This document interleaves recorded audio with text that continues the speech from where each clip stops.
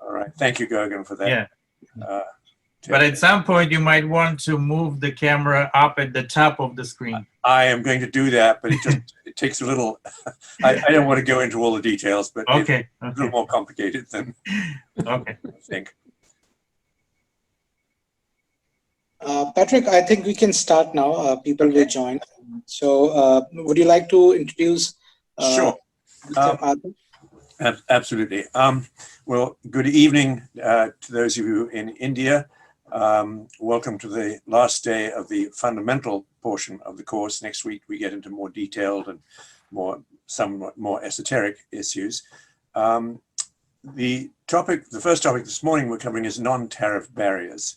Now, in the early days of the GATT, non-tariff barriers really weren't that significant because you had high tariffs, and if you have high tariffs, you don't need non-tariff barriers. But as tariffs have come down, and we've seen the dramatic decrease in tariffs since the days of the GATT and the WTO, non-tariff barriers have become much more significant. And I think I mentioned the first day, one of my colleagues used to say that as you drain the swamp, nasty things start appearing. And so countries who no longer have high tariff barriers are often under political pressure, are looking for other ways of restricting imports. And non-tariff barriers has become very important. The first effort by the GATT to deal with non-tariff barriers was in the Tokyo round in the 1970s. And the round did come up with an agreement on technical barriers to trade, but it was an optional agreement. No one had to sign it. And in practice, only the developed countries basically signed it. So it wasn't applicable to most, if not all, developing countries. But in the Uruguay round, this became a much bigger issue, and we have two agreements as part of the Uruguay round, which are not optional. These are binding on all members. One is the technical barriers to trade, and the other is sanitary and phytosanitary measures, which basically deals with food, drink, and the like. And Arthur will explain the important differences between the two. Arthur Appleton is based in Geneva. He's a partner in a firm which he founded called Appleton Luff, a small boutique firm which does a lot of trade work, other work as well, intellectual property and others, but he was the founding partner of that. And he actually did his PhD in sanitary and phytosanitary, no, is it technical barriers, Arthur, or both? TBT. Yeah, TBT. So he really knows this area extremely well. He's lectured on it frequently for courses that I've been putting together, and he will, I think, explain the concepts very clearly and succinctly, and so I will turn it over to you, Arthur. Thank you very much, Patrick. I'd like to begin by thanking the International Law Institute and the Indian National Association of Legal Professionals for inviting me to make this presentation. I'm looking forward to talking to you about a subject that I think is very important in terms of trade. As Patrick rightly said, non-tariff barriers have assumed an important part in the international trade world. Why? Because these are regulatory barriers. Arthur, if I can add quickly one line. Please. Sorry.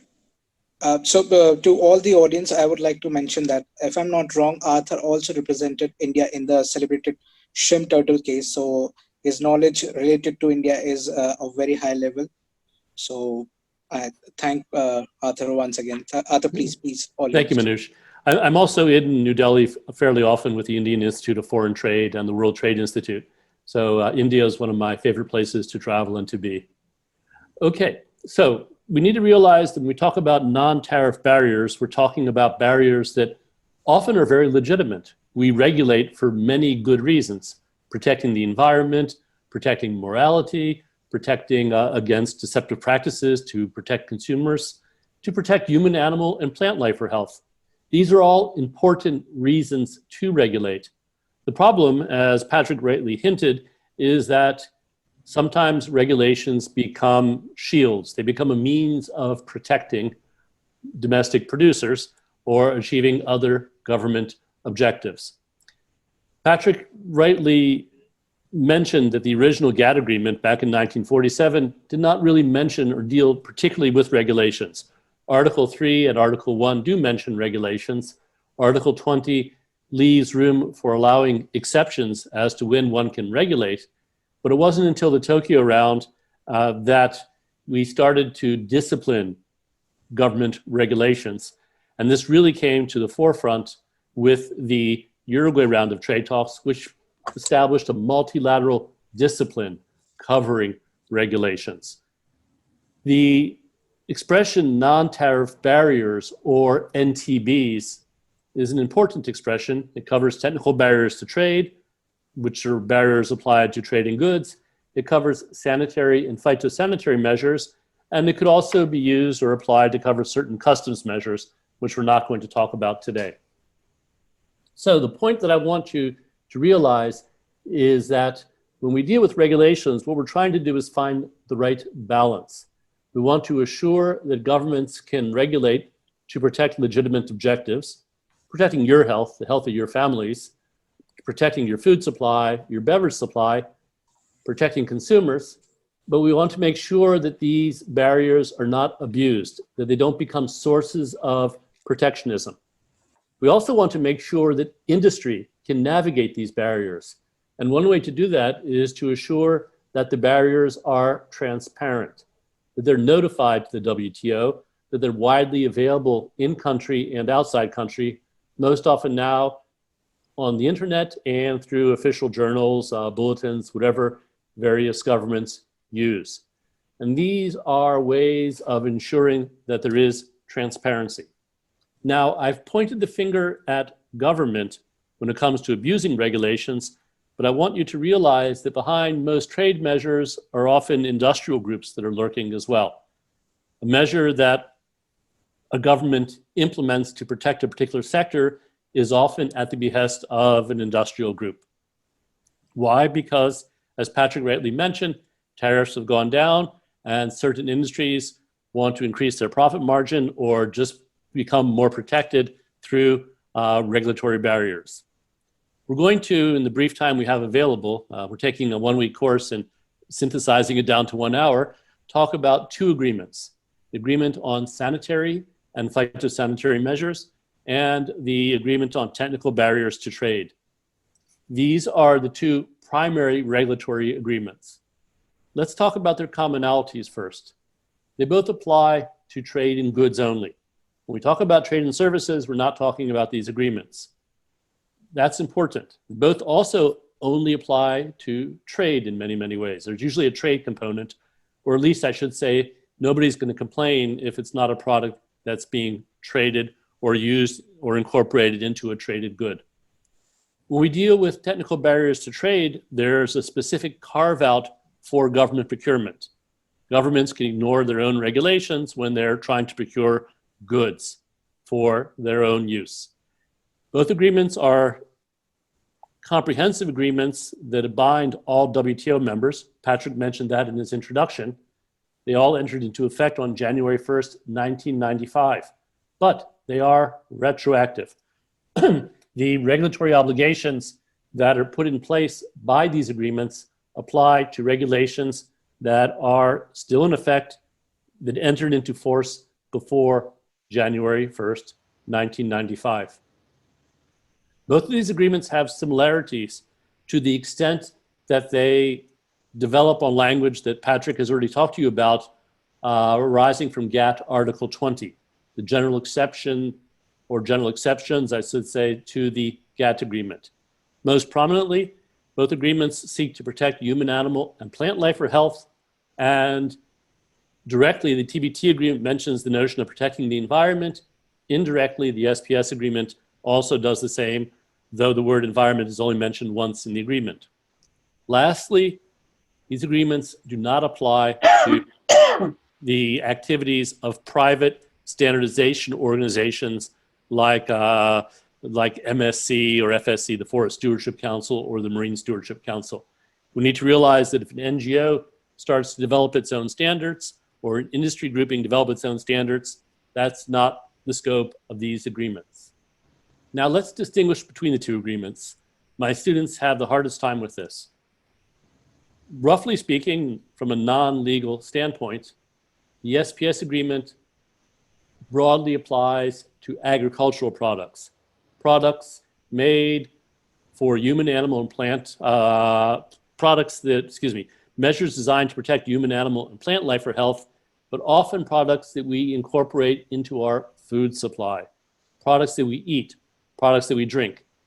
In other words, they seek to protect us from pesticides, from additives, contaminants, toxins in our foods, in our beverages, and importantly, what we feed our animals. And for an agricultural producer as important as India, you can quickly see why the SPS agreement is of great importance.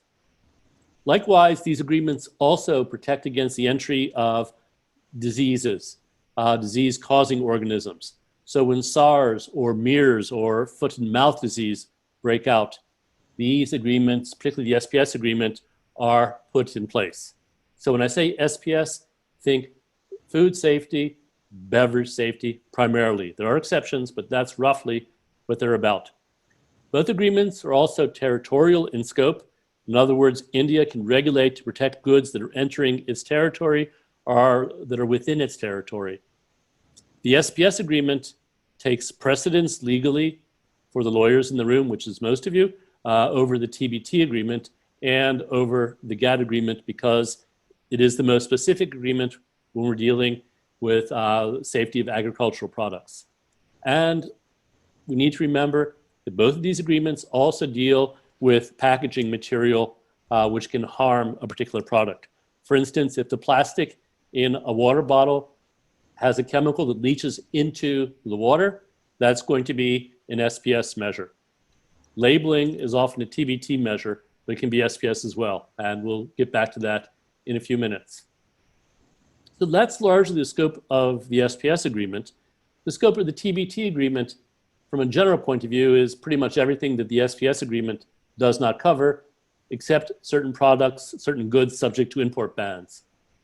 In general, when we deal with TBT measures, we're dealing with trade regulations that describe product characteristics.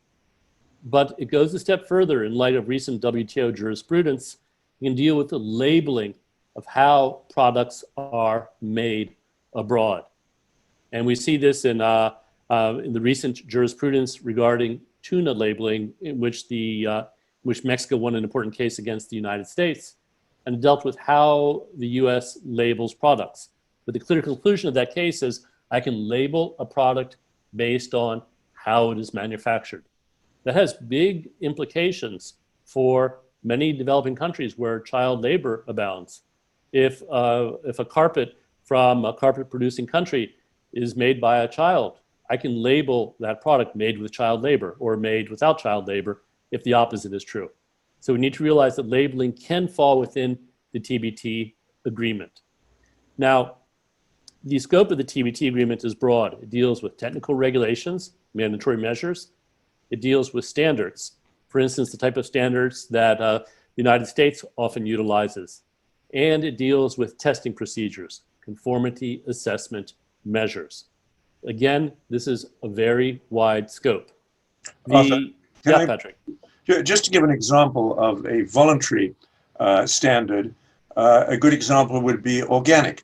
If you meet the necessary criteria set out by standards boards, you can label your product organic. You don't have to. Nobody tells you you must, but obviously there's a reason for doing it, which is you can usually charge more money. But I think that's an important distinction and maybe is a good illustration. There's an important twist to what Patrick just said in light of recent jurisprudence.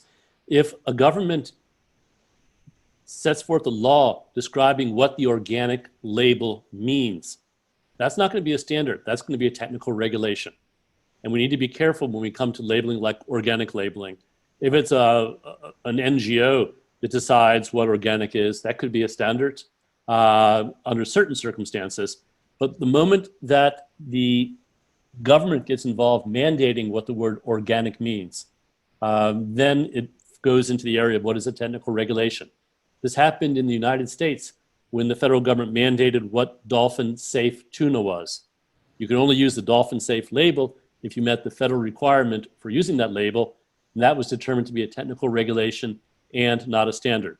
Now, it's a difference or a distinction without a major difference, because as we're going to see as we describe the TBT agreement, the rules for technical regulations, standards, and conformity assessment are, by and large, quite the same. And that's unusual because the agreement differentiates all three categories, but in the end, the rules are the same. Now, back to my point of trying to distinguish between the two agreements, because I find this to be problematic for even some law practitioners. In order to understand these agreements, you need to go to the annexes of the agreements. These agreements were not written by lawyers, they were written by diplomats, I fear, because instead of setting forth the definitions in the first clause, they hide the definitions in the annex. The SPS agreement has to be read very, very carefully because it trumps the TBT agreement. I hate to use the word trump in this context, but it does. When you look at provision A in the SPS agreement, as the slide shows, you'll see that provision A only deals with animal and plant life or health and protects against the spread of diseases, pests, and disease-causing organisms. Provision B only deals with human or animal life and health that excludes plants and deals with additives, contaminants, or toxins. So if there's benzene in your drinking water, and that's a product in trade, that's going to be an SPS measure. Even if it's domestic, it's going to be an SPS measure. So we need to realize that this is also true for feedstuffs when we feed our animals. Provision C only protects human life or health from diseases carried by plants or animals or from the entry, spread, or establishment. This is important as well because it also deals with products made from animals. And lastly, provision D is a catch-all provision dealing with spread of pests, entry, and establishment. Now, these are the SPS rules. The TBT measures really apply to pretty much everything else, provided that the regulation sets forth product characteristics. If it's just a straight import ban on seals, for instance, then it's not going to be TBT or SPS. But if we're dealing with products made from seals, potato chips made from seal fat, then it could conceivably fall within the TBT agreement. And this is again from fairly recent case law. When we talk about TBT measures, we're dealing with technical regulations, mandatory measures. We're dealing with standards, particularly the kind of standards that the United States and Canada promulgate. And we're dealing with the conformity assessment, but all from the perspective of not being SPS. Probably better for you all to have examples in order to make this clearer of what's TBT and what's SPS. SPS would be limitations on food additives or pesticide residue. If there's a food coloring that is particularly dangerous, that could fall within an SPS measure. Agricultural certifications that a product is free of certain pests could be an SPS measure. Food packaging designed to make sure, regulations designed to make sure that the food packaging is safe for the food, that the paper or plastic doesn't damage the food product could be SPS as well. Or requiring, as India knows from a recent case, that products come from a disease-free area. That could be SPS. TBT measures are more mundane, but there are a lot more of them. The exhaust emissions on an automobile or a tuk-tuk, noise emissions, how we label products for safety, how we grade eggs, the size of an egg or the size of shrimp, how we label alcoholic beverages, how much alcohol they contain, and certain accreditation and testing requirements. These are typical TBT measures. So we see a broad distinction in the type of regulations. Bob, if there's any questions at this point, this is probably a good time to ask them before I get into the boring part of the presentation. We have 3 questions right now. The first one is, do SPS and TBT provide a threshold beyond which private standards cannot cross? I.e., do they supersede any other private regulations? This is going to be up to the individual governments, I would assume. If a government is taking over the playing field in a certain area, then I think we're going to look at national law for that distinction. That's probably not the answer the questioner is looking for, but this sounds to me like a national law question. Okay. Why would NGOs make any regulations? Isn't that the prerogative of the government? Not anymore. Governments are slow to act in many areas. Let's use the word regulation from a generic sense here. I'll give you an example. There's an entity in Europe called the Forest Stewardship Council, and its goal is to accredit forests that are sustainably managed. It's an NGO. It does get some government money. Some governments have adopted its practices, but it's not part of any government. Yet, if I go to the lumber store in Geneva to buy wood, I'm going to find that the only wood on sale is wood that's been certified by the FSC, because the supermarkets or the hardware stores are selling wood that's FSC certified. Likewise, I'm going to find that the paper for our printer, our Xerox machine, is FSC certified because there's a market for it. It's private. It's an NGO. It's beyond the purview of these agreements. Developing countries at the WTO do not like that fact. They object regularly at SPS and TBT committee meetings, but it's quite clear from the case law that private standards do not fall within these agreements. Okay. Why do you think that the SPS and TPT committee have not been able to do something substantial regarding private standards? The issue they have done something substantial. They have, don't forget, these committees work by consensus, and a large number of the members do not want private standards in the WTO. Let's think about it from an Indian perspective. You have lots of small shopkeepers. If we had private standards that were applicable to these shopkeepers, then everything they sold would fall within the WTO, or could fall within the WTO at some level. They would have a hard time distinguishing their products. What applies to a large supermarket that develops its own standards on the types of eggplants it wants to procure, aubergines it wants to procure, would apply to pretty much any entity that sought to develop private standards. Do we really want that degree of intrusiveness? I don't think so. We want governments to regulate where their regulations are going to be most meaningful. We don't want every private standard to be heard at the WTO. And I think that would be a recipe for disaster. I admit that some developing countries would like to bring them in. They're particularly worried by the fact that major supermarket chains in America and Europe have developed their own private standards that are much higher than government standards. Why have they done that? Because that's what consumers want. Consumers want goods that have lower levels of pesticide, goods that are without certain types of colorings or have been grown in a certain manner. For me, it's a question of what the market bears. If the market wants to sell, if the market will bear selling goods that are higher than government standards, why not? Okay. Is TPT and SPS standards subject to national treatment principle? Yep, that's where we're getting to right now. So it's the perfect lead-in question for me to go on a little bit. Right. Take some more questions. Let me circumvent your star by asking just. I'm trying to circumvent yours. So we can take care of a couple of these questions here. As we're speaking, more and more questions keep coming in. So I think we opened Pandora's door here. I think so. Good news, I don't need to give the rest of the lecture. That's probably okay. Though the private standards are not covered under this agreement, most countries do prefer to accept these private standards only. The regulations that countries notify under SPS and TPT agreements can be accessed through the WTO.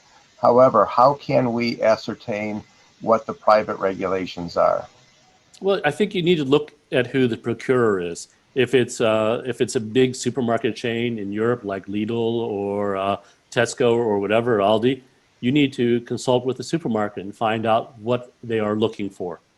Because in the end, frankly, anybody who is a business person and wants to sell a product is going to want to find out what the market's going to bear, what the purchaser wants. So it's a question of trying to look through your supply chain and finding out where there's a market and who's going to buy what. So you're going to have to do investigation. You're not going to be spoon-fed in this area, but it's like any commercial good in trade. You need to find out what the procurer wants. Okay, we do have some more questions, one of which I think is very, very good, but I'm going to save both of these until we open up our questions again. Ah, the suspense is going to kill me. Yes. Okay, let me go on. I'll try to be quick so we can leave time, and I see that time is going by very fast. Okay, for SPS measures, you have a right to take these measures, provided that you meet the terms of the agreement. Measures must be necessary. They must be based on scientific evidence. I can't ban GMO products just because I'm afraid of GMO products. There has to be a scientific reason for doing so. There's one exception, And it's based on this notion of precaution. In Article 5.7 of the SPS agreement, it allows members to take measures based on precaution. But even when you're taking a measure based on precaution, it's only when the scientific evidence is insufficient to conduct a risk assessment. So if I have a minority scientific view, that is sufficient. You're allowed to take an SPS measure, even if it's a minority view. If there is insufficient scientific evidence, I would be able to rely on the precautionary principle. I'll give you an example. When mad cow disease, bovine spongiform encephalitis, broke out in the UK, we knew there was a problem with the baby cows. They could not stand.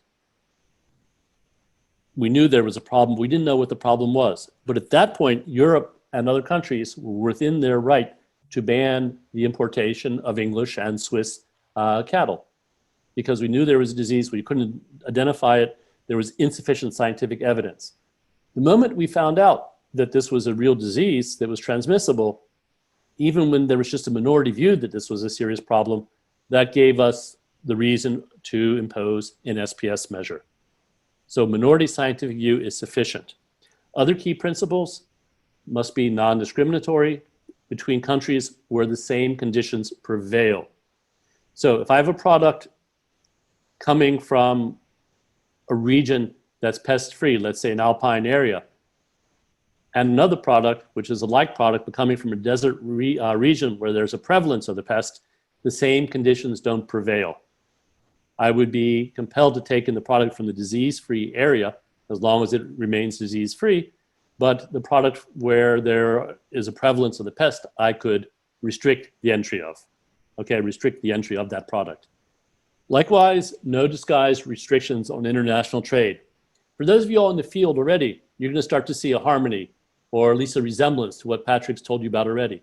No arbitrary discrimination, no unjustifiable discrimination, no disguised restrictions on international trade, and the measures must be necessary.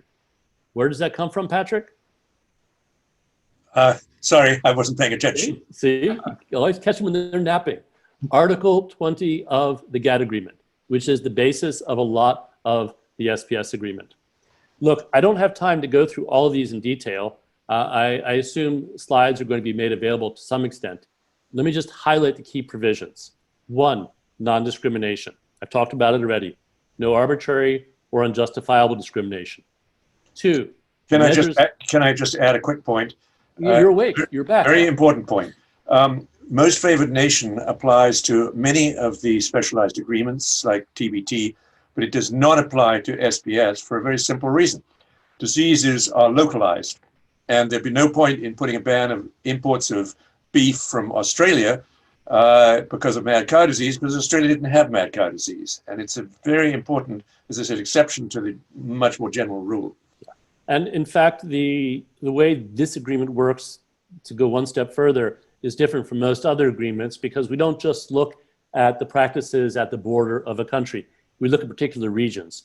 If a particular portion of India is disease-free and another portion is not, for a like product, you'd be allowed to export from the disease-free region, but not from the region where a particular disease exists. Yeah, Argentina brought a case against the United States and won because the U.S. had put a ban on, I think it was animal products from all of Argentina, when it turned out that the problem was only in one area. So that's a good example of large countries that run north to south often find that the products in certain regions are disease-free and other regions not. So we see this in Argentina, Chile, India, and other large countries with long north-south geographical situations. Okay, second key point, science is important in these agreements. These agreements are science-based. Third, we follow the necessity principle that Patrick talked about, I'm sure, when he introduced you to Article 20. SPS measures must be necessary. There is one caveat, though. You have the right to apply a measure. Okay, necessity means normally in the SPS context, the least trade restrictive measure reasonably available. But in the SPS field, the measure must be significantly less trade restrictive. The word significantly is added. Fourth, harmonization. This is different from all of the other agreements except for the TBT agreement. The SPS agreement provides a safe harbor. It allows an SPS measure to remain in place if it is promulgated by Codex Alimentarius, IPPC, or OIE, International Office Epizootics, OIE, IPPC, the International Plant Protection Convention, or Codex Alimentarius. For those of you all who are thinking about this more deeply, you're going to realize that Codex covers food, OIE covers animals, IPPC deals with plants. So these are the three sisters that cover most of SPS measures. It's not an exclusive list, but it's the main list. What does this mean? It means that most countries will use international standards if they don't have a large scientific community, or they will use EU or US standards to establish their own regulations. It's just easier. Larger countries with bigger budgets are developing their own regulations and standards. But the basis is often the work of the international organizations. If your technical regulation conforms to, mirrors the work of one of these three standardization bodies, it's presumed to be valid. It's presumed to be legal under the SPS agreement and the GATT agreement. Now that's very, very important because it gives you, as I said, a safe harbor. However, and I caution you, most developed countries maintain regulations, particularly for food safety, that are significantly higher than the work of the international organizations. Why? Because their consumers, at least for certain products and certain chemical compounds, want greater protection. International standards, while not strictly formed by consensus, often have a consensus methodology when they're formed, and the slowest boat in the convoy can slow down the international standardization process. When I say slowest boat in the convoy, I mean a member who is more recalcitrant. Because just like the WTO, international standardization organizations are made up of our governments. Harmonization, I've mentioned briefly. Equivalence is the idea that you would accept equivalent SPS measures for the same products as satisfactory if they achieve the same level of protection. That's what the rule says. The reality is much different. You can ask the EU and the US this, that have been fighting over equivalence for protection of chickens from salmonella for many years and have made very little progress. Arthur, if I could just add one other example. Australia has a requirement, I believe, that cheese is made from pasteurized milk, which actually means it isn't nearly as good. Switzerland does not use pasteurized milk, but they have very careful procedures for making cheese, which protects from the disease. And Switzerland was able to persuade Australia that even though they didn't conform with the Australian SPS requirements, nevertheless, their means of producing achieved the same result, and Australia accepted that. They said, fine, you have proved to us that you are doing the same thing and achieving the same result. And this is very important because that's an example of when, that was actually pre-SPS though, wasn't it, Patrick, or not? No, it's post? It was the documents are with the WTO. Yes. Good. Then it's more recent. That's a very good example of equivalence. Okay, transparency I've mentioned already in my introduction. I want to get to TBT in the few minutes I have left and leave some time for questions. Just remember that the notifications are on file at the WTO and available on the internet if you're looking for notifications. This also includes publication. And lastly, I should say that there is a burden in these agreements because you're allowed to inspect actions in foreign countries. I was once on a flight and I ran into a bunch of Australians with big beards. They were going to Southeast Asian slaughterhouses to inspect the slaughterhouses to make sure that the meat was properly and sanitarily, if that's a word, processed. Okay, there's a very nice chart here which came from the WTO that summarizes the different cases we've had. We don't have time to go into it. That would be the subject of a week-long lecture. But these are the important SPS cases, one of which involved India recently. Main SPS principles: non-discrimination, use of science, necessity, harmonization, equivalence, and transparency. Bob, do you want to shoot a couple of SPS questions or should I go into TBT? Well, some of them are cover both SPS and TPT. I'll ask two real quick here. How does SPS TPT measures work? Do they need to confirm with the marking of the country of origin or the country that is importing?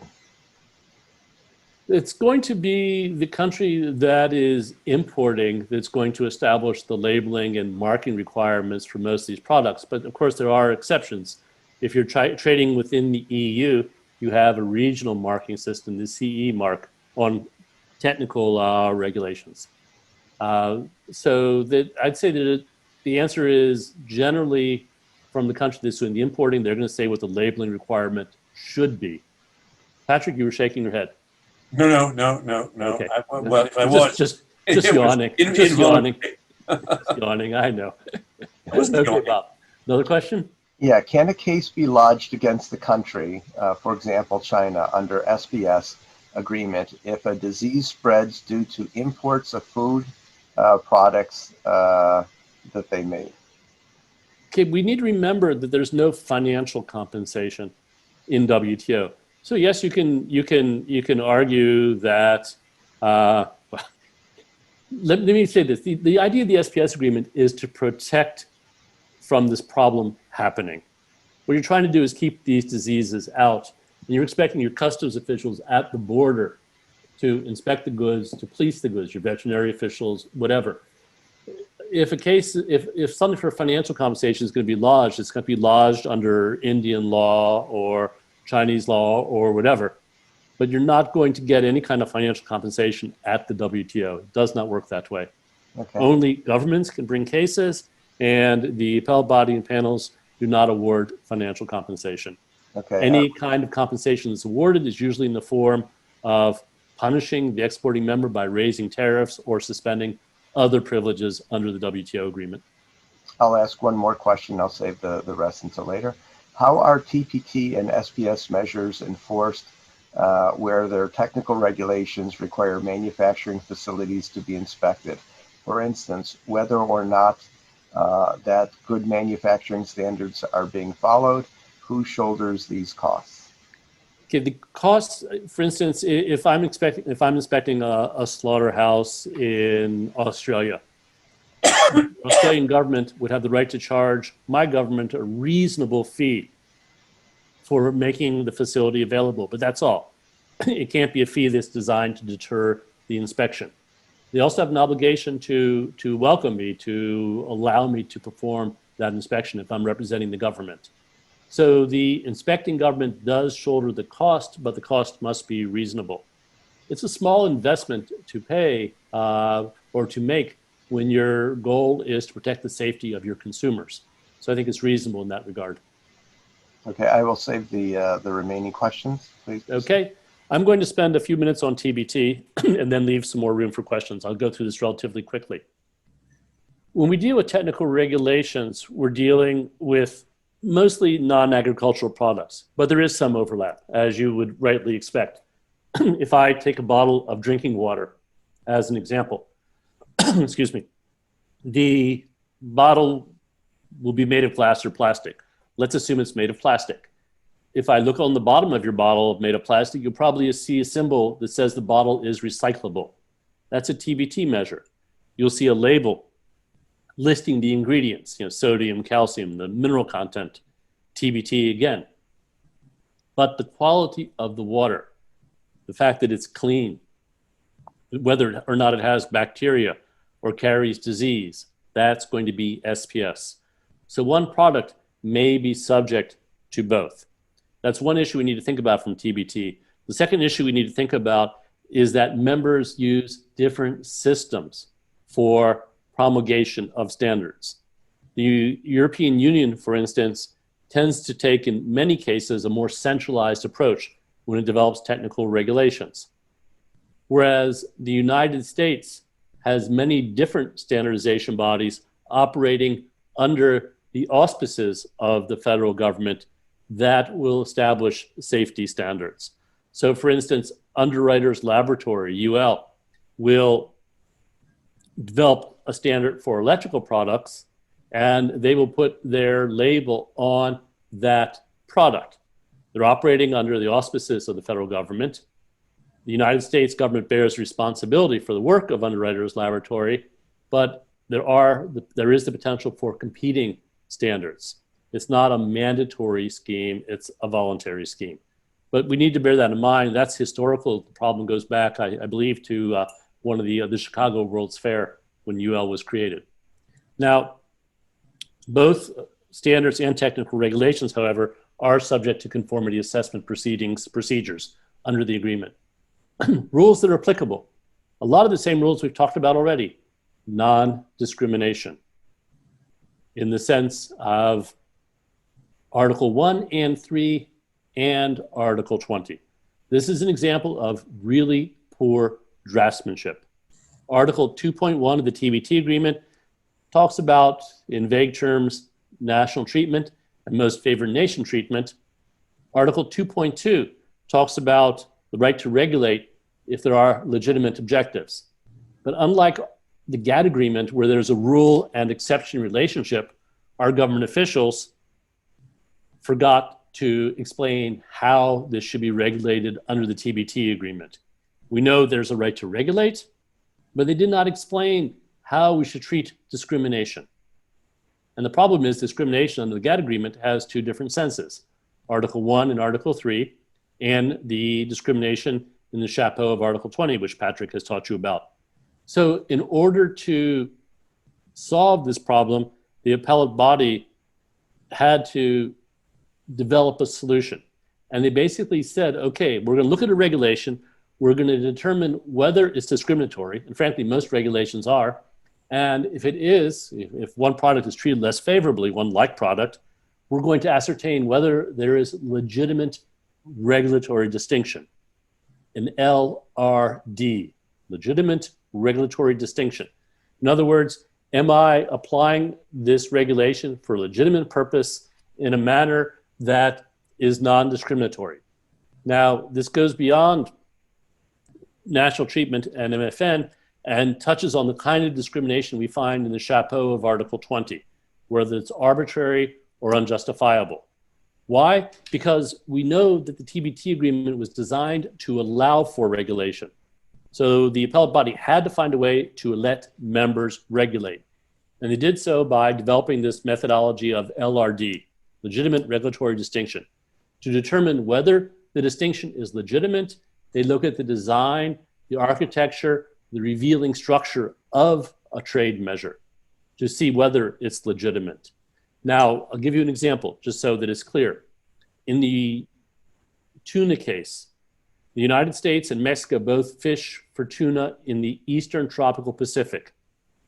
In the Eastern Tropical Pacific, dolphins swim with tuna. It's a bit like the Indian shrimp case. The problem is that if you catch tuna with a purse seine net, you can kill the dolphins. You got to let the dolphins escape. The US imposed very strict rules to protect dolphins in the Eastern Tropical Pacific. However, this relationship between tuna and dolphins doesn't just happen in the Eastern Tropical Pacific.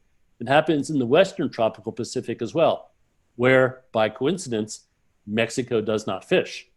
And the US did not have the same strict regulations in the Western Tropical Pacific. So the appellate body said, this is arbitrary. You're jeopardizing Mexico, you're punishing Mexico in the Eastern Tropical Pacific, but if Mexico were to fish in the Western Tropical Pacific, where dolphins could still be killed because you're not requiring the same safety measures, you would have a measure or a trade measure that's not applied even-handedly. The key here is even-handedness. Other key points in the TBT agreement, we look for whether the measure is legitimate, whether it satisfies a legitimate objective. In other words, does it protect consumers, the environment? Does it protect human, animal, or plant life or health? The problem with Article 2 is that the measure has to be necessary. Now, the definition that we always thought for necessity in English was that it was the least trade restrictive measure reasonably available. The appellate body realized that this was not a good definition. It was easier to protect natural resources like oil and coal under Article 20G, the so-called environmental exception, which does not use the word necessary, than it was to protect human life. So the appellate body issued a decision redrafting or redefining the word necessity to mean apt to make material contribution. So necessity is another key provision. We look to see if the measure is apt to make a material contribution. Third, we look at harmonization, but it's soft law in the TBT agreement. There are lots of standardization organizations operating internationally. The most famous is the International Standardization Organization in Geneva. The International Electrotechnical Commission is another one here in Geneva, as is the ITU, the International Telecommunications Union.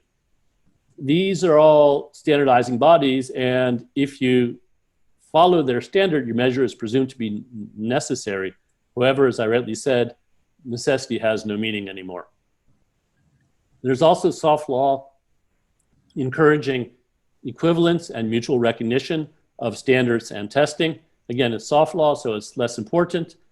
There's transparency, which operates just like the SPS agreement.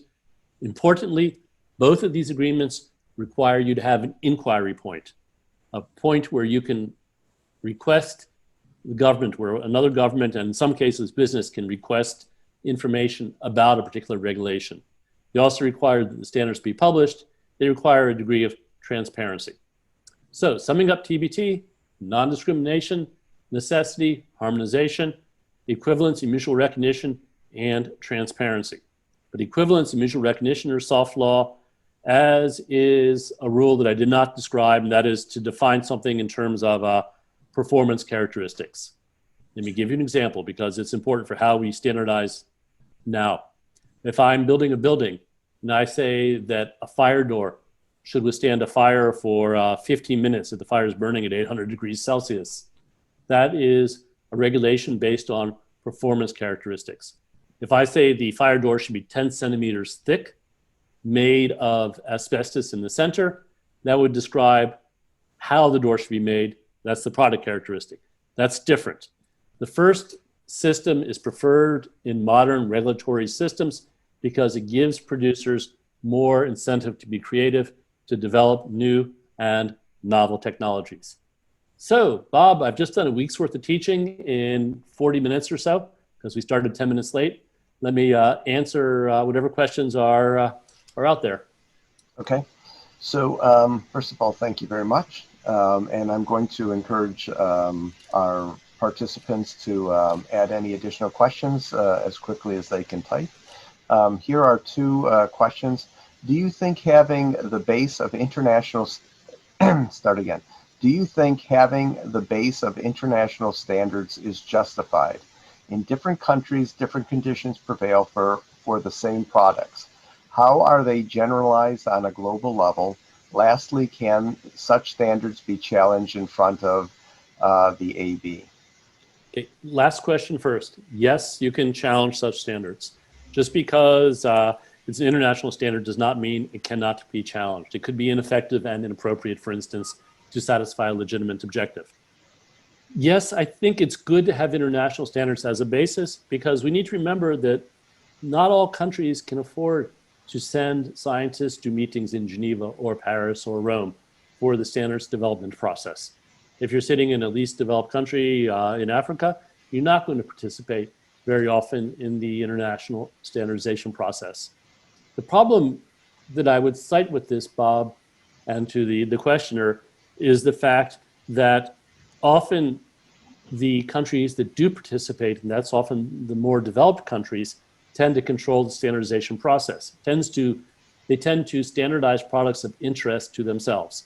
So many tropical countries in particular, and many developing countries have said, well, look, you're not even standardizing products of interest to us. And this is particularly important when we deal with agricultural goods that are starting to find market access in developed countries. There may not be sufficient attention given to these products, but also to goods produced in developing countries. They may escape international standardization.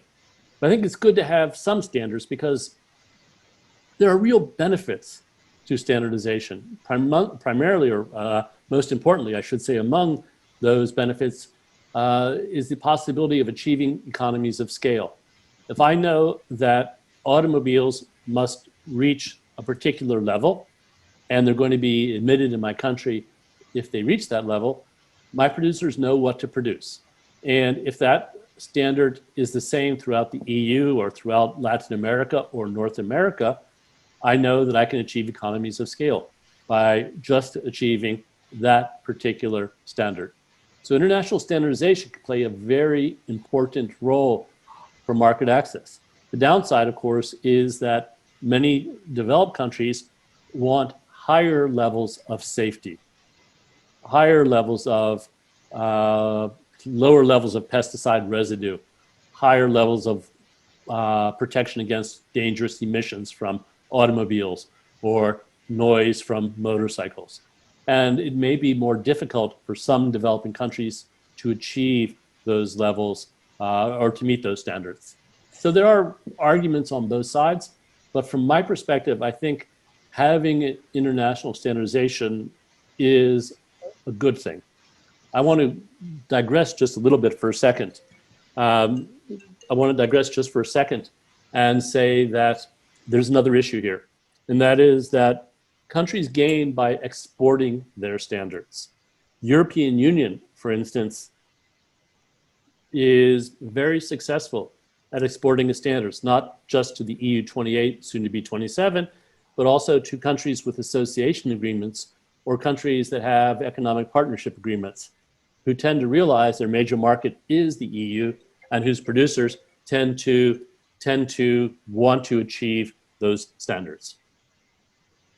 Can I just add a point, Arthur, going back, and I think it's very important to emphasize that under SBS, and you made this point before, but it's worth repeating, that if a country wants to have a SBS regulation which is higher than the international standard, it's allowed to do that, but it must be able to demonstrate that it's justified given the objective that the country wants to achieve. And there also must be what's called a risk assessment, which is basically looking at the impact of this regulation to show that it will achieve what you're trying to achieve in terms of more protection. And I think just about every SBS case where the country has lost, it's because they didn't do a proper risk assessment or they didn't have the science. And it's a really key, not true in the case of TBT. It's not as important. Labeling, you don't need science to justify labeling requirements, for example. But yeah, in particular when we're labeling for moral reasons, whether a particular dish is vegetarian or meeting halal standards, we don't necessarily have the scientific basis. These are more cultural and religious norms. So sorry. The TBT agreement and the SPS agreement we can distinguish because one is science-based much more than the other. The SPS agreement makes science a cardinal element of the agreement. Yeah, just again, I think it's helpful to give examples. One of the first very early cases in the new WTO system involved the European ban on the sale of beef, where the cows had been fed with additional growth hormones, which was the US and Canadian practice. And Europeans are very worried about this. You know, they say, oh my God, we'll probably grow 6 toes and 3 eyes, it's terrible. And it was all about the science. And the US government was able to demonstrate to the panel and the appellate body that there's absolutely no evidence that hormone-fed beef caused any medical problems at all. And so that case was based purely on the scientific evidence. And this is very, very important as a distinction, how we treat, how we view these two agreements.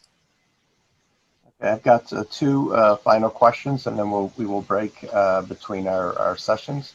Okay.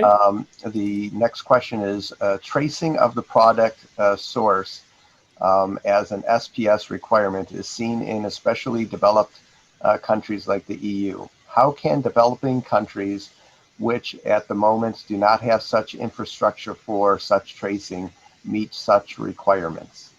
Well, the question I would turn around, I would say, do you want market access for your products?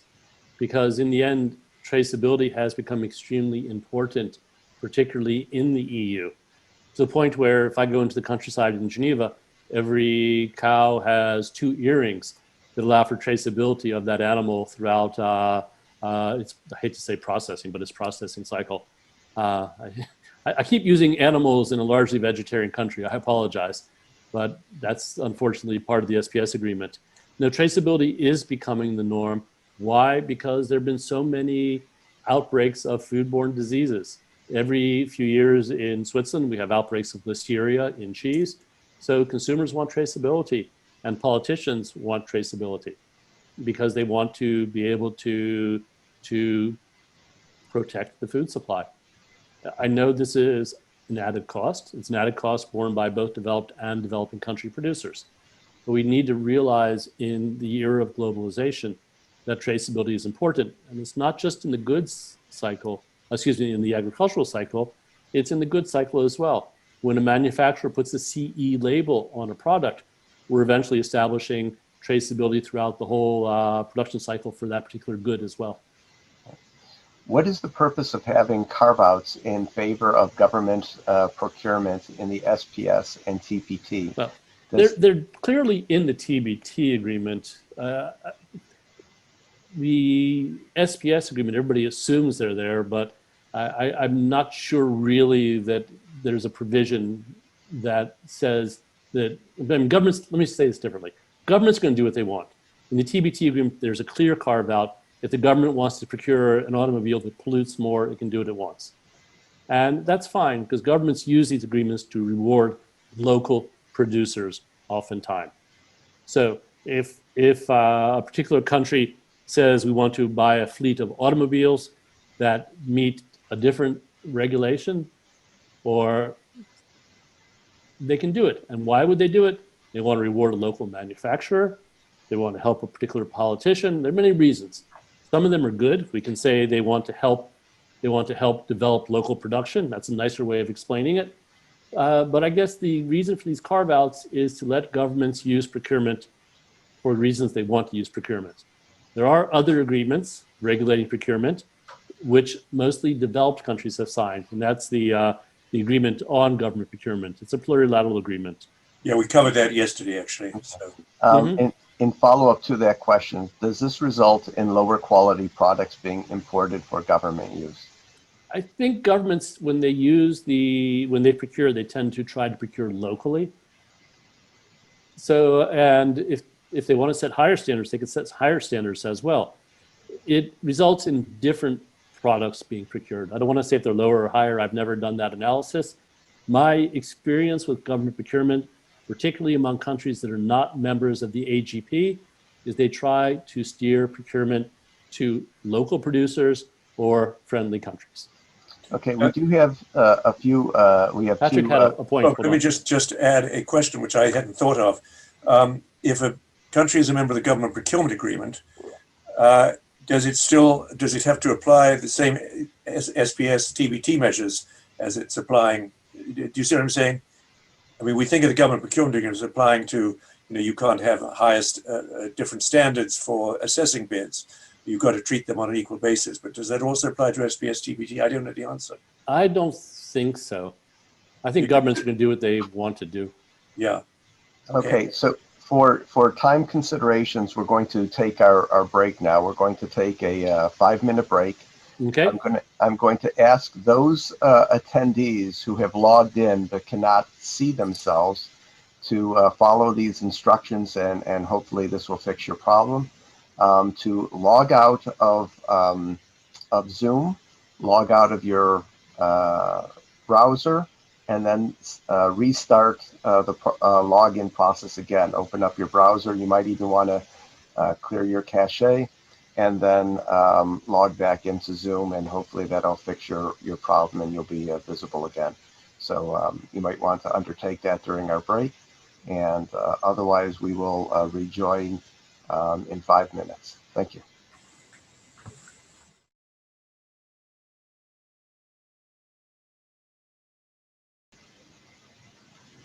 Okay, and Patrick, when you're ready, please unmute yourself. Turn your microphone back on. And Arthur, since we do have a moment, maybe informally, we could answer these final 2 questions since they're subject specific. How are these TPT and SPS measures applicable to the avenue of biotech products? Great question. Yeah, I'm not sure there's an easy answer to that question. Let's first start with the rule that the SPS agreement is science-based. So if a product is made through genetic engineering and your grounds for keeping that product out is that you don't like genetic engineering or you don't like biotech, that's not sufficient. You need to show at least a minority scientific view that the product is dangerous, that it poses a risk. In other words, you need to do, as Patrick described before, perform a risk assessment and show that there is a risk. Doesn't need to be your risk assessment, you can rely on somebody else's, but there has to be a reasonable minority view. If the SPS agreement is not an issue, if it's a moral question, then it could fall within the TBT agreement. So if a country is morally opposed to genetic engineering or another revolution in biotechnology, then they could perhaps argue the TBT agreement. It's certainly a harder stretch. The EU tried this in the EU biotech case and did not get very far because their scientists had reviewed the products in question, found that the science was safe, etc. I can't really name a country that is morally opposed to genetic engineering and made this part of their creed. So I think in the end, we're probably going to fall, at least if it's food or agriculture, under the SPS agreement. If it's not, then maybe there's some scope under the TBT agreement. There was one case, sorry, let me add to what Arthur was saying. One case that did get to dispute settlement did involve biotech, but it had to do with approval because the Europeans or some countries had simply stopped approving the process, and that was held to violate the requirements that testing be done in a reasonable time. Without undue delay, Annex C of the SPS agreement. But that was again involving the United States and Canada and genetically engineered products that the EU had approved. They'd approved 5 of these products as being safe. They're scientists, but the Commission had not allowed them to be sold. It was what they called a de facto embargo. And the fact that the scientists had said the products were safe, but the European Commission and member states were not allowing their sale was found to constitute undue delay under the SPS agreement. This case was not appealed. It was only a panel decision, but it was such a clever decision that both sides decided they would cut their losses and not appeal it. Okay. So out of respect of time, let's start our second session. And then any questions that come up, we'll ask them towards the end. So we'll allow both speakers to present, and we'll try not to interfere. And then we'll try to go through as many questions at the end as we can. I like the way Bob said that. We'll try not to interfere. I can say truthfully that Arthur Appleton needs no introduction because he had one an hour ago. That's right. I'm going to let Arthur introduce our other speaker because he knows her well and has worked with her in the past. We've only met on video. So Arthur, would you introduce ANURADHA, please? Yeah, ANURADHA is a friend of mine. I think everybody in India probably knows her already. She is a partner in the Clarus law firm. I know her from the Indian Institute of Foreign Trade, where we've appeared on, I think, numerous panels over the last few years. And I can honestly say that one of the reasons I enjoy going to Delhi is to discuss all of the trade matters, all the relevant matters with ANURADHA, because she has such a depth of understanding and experience in this field. So it's my pleasure to appear on a panel with you, ANURADHA. Thanks, Arthur, for such a generous introduction. And yeah, it's always a pleasure to meet you, whether virtually or otherwise. Yeah. Well, it's been virtually the last 2 times, that's for sure. And I fear it may stay so for a while. Okay, what we're going to do is I'm going to speak for about 20 minutes. And then ANURADHA is going to speak for about 20 minutes, and then we're going to open it up for questions. If that's acceptable, we'll quickly start. Our subject today is trade and environment. It builds on everything I have said about the TBT and SPS agreement, but in particular the TBT agreement. When we talk about trade and environment, we need to realize that products have life cycles. We deal with the production of a product. That's complicated. If it's an automobile, you're dealing with production of rubber, production of metals, production of lubricants. production of textiles for the seats, you name it. It's very complicated. We're dealing with transport. Transport inherently, when we talk about developing countries, can be a negative factor. Think about transporting a good from Brazil to the United States. That's going to go by plane or it's going to go by ship, and that's going to produce pollution. When we talk about the use of a product, again, another source of environmental externalities. Automobiles produce air pollution. Manufacturing a car, of course, in the production produces pollution as well. And at the end of the life cycle, we talk about disposal of a product. We're also talking about the potential for environmental harm. Unfortunately, the only sensible way to look at any environmental problem is through the total life cycle of a product. And certain of these portions of the life cycle are going to be trade related, particularly when we talk about transport. And developing countries may be disadvantaged, as may some developed countries like Australia, who happen to be fairly far away. The second point we need to think about when we talk about trade and environment is that many of the problems are cross-border in nature. A factory producing air pollution in the United States is going to cause acid rain in Canada. The United States is receiving pollution from China, and that's causing acid rain on the West Coast.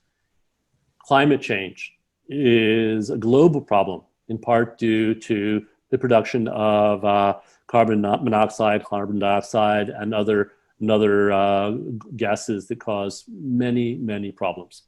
So we're dealing with problems largely that require an international solution, that are cross-border in nature and require an international solution.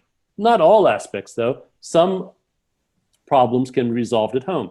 If tomorrow India wants to establish air pollution standards for automobiles in the country, it can do that. If you want to establish fuel efficiency standards, you can do that. You can also regulate all the factories in India. So part of the equation requires a domestic solution. Part of the equation requires an international solution. The problem becomes more complicated when we realize this is a problem that has evolved over time. The original GATT did not talk about environment at all. It talked about harnessing the world's resources and efficient production and employment. The WTO agreement talks about sustainable development and protection of the environment in its preamble. And in the shrimp case, the appellate body cited the preamble when interpreting Article 20. So the language about protecting the environment is taken seriously in the WTO. But the WTO is not by its nature an environmental agreement. Yes, you can regulate using the TBT agreement for environmental purposes, but the nature of the agreement is not strictly environmental. It's dealing with other problems as well.